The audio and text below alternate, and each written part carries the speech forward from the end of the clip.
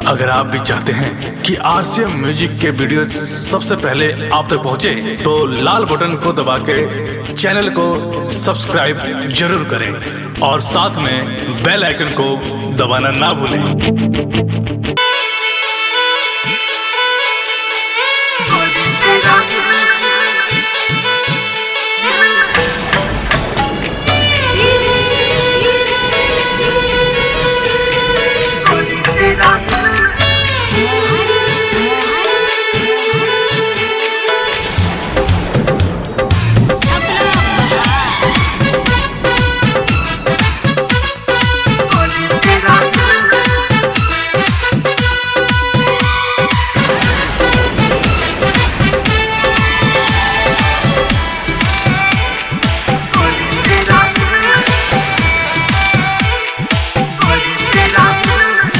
गोरी तेरा दिल ये दिल से मिली है बड़ी मुश्किल, तू कहाँ से कली है वो जाने जा मेरी दिल रुबा, तेरे बिना जीना क्या जीना जीना। बरस गगन भीगे बदन जब तरसे मन, चमके चमन है वो जाने जा मेरी दिल रुबा, तेरे बिना जीना क्या जीना जीना। गोरी तेरा दिल ये दिल से मिली है बड़ी मुश्किल, तू कहाँ से कली है।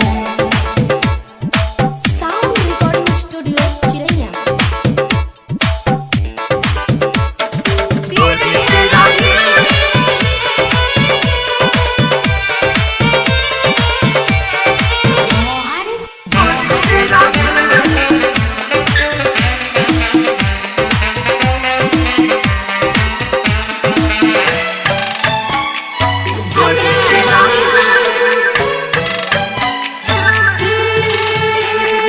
तेरे से कमाल तेरी नागिन जैसी चाल है,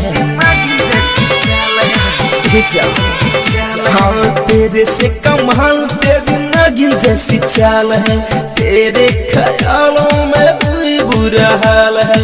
तू है बड़ी सुन फुलझड़ी सबसे अलग है, तू हंसना हंसना बरस गगन भीगे बदन जब तरसे मन, चमके चमन आओ जाने जा तेरी दिल रुबा, तेरे बिना जीना क्या जीना जीना। गोरी तेरा दिल ये दिल से मिली है बड़ी मुश्किल, तू कहाँ से कली है वो जाने जा मेरी दिल रुबा, तेरे बिना जीना क्या जीना जीना। बरस गगन भीगे बदन जब